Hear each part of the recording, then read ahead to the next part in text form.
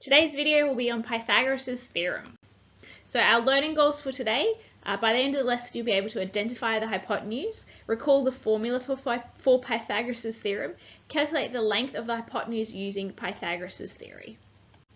Okay, so some key ideas for you to understand on Pythagoras' theorem. So the hypotenuse is the longest side of a right-angled triangle, and it's opposite the right angle. So if you can see in our triangle here, our longest side is obviously C, it's a lot longer than the others, and it's opposite the right angle. So the right angle itself is actually pointing to the hypotenuse. So that's how you can identify which side is called the hypotenuse. So the theorem of Pythagoras says that the square of the length of the hypotenuse is equal to the sum of the squares of the lengths of the other two. So to put that in a bit more simple theory, we've got it here. So C squared, so the square of the length of the hypotenuse, is equal to the sum, so we're adding together the square of the length of the two shorter sides, so A squared plus B squared. So that's our formula. C squared equals A squared plus B squared. Okay. So lengths can be expressed with exact values using surds. So a surd is an irrational sign expressed using a radical sign. So for instance, the square root of 2 is a surd. The square root of 28 is a surd.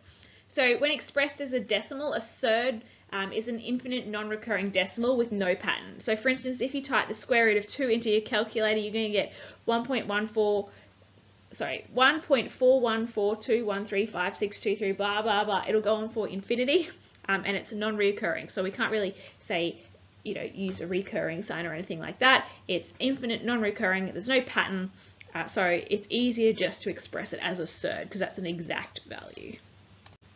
Okay. So we're going to have some worked examples now. So find the length of the hypotenuse in these right-angled triangles, round to 2 decimal places if necessary. So we'll do with A. So we know a formula, C squared equals A squared plus B squared. So A squared would be one of the shorter sides, so 3 squared, plus the other side squared, which would be 4 squared. So C squared equals 3 squared plus 4 squared. So C squared equals, 3 squared is 3 times 3, which is 9. 4 squared is 4 times 4, which is 16. Why am I writing 14? 16. So C squared equals 9 plus 16, which is 25. And we know C squared equals 25, but we want to find C. So to make that just C, we're going to have to find the square root of both sides. So C squared the square root of C squared is just C. The square root of 25 equals 5. So then we know that C here is 5. When you're doing this in your work or in a test, an easy way to check is obviously plug all those numbers back into your original formula. Make sure your left-hand side equals your right-hand side. And another way you can check as well is just make sure your hypotenuse is actually the longest side. We know it's got to be. So if you get an answer that's smaller than any of the other two sides, something's gone wrong. Okay. So B, we know C squared equals A squared plus B squared. So A is going to be 2, so we've got 2 squared plus 4 squared. 2 squared is 2 times 2, which is 4, plus 4 squared, which is 4 times 4, which is 16. So that's 20. So C squared. So C squared equals 20. So C would equal the square root of 20. Can't do that in my head, so I'm going to have to use my calculator. So I'll just type that into my calculator. So if I can find the right buttons.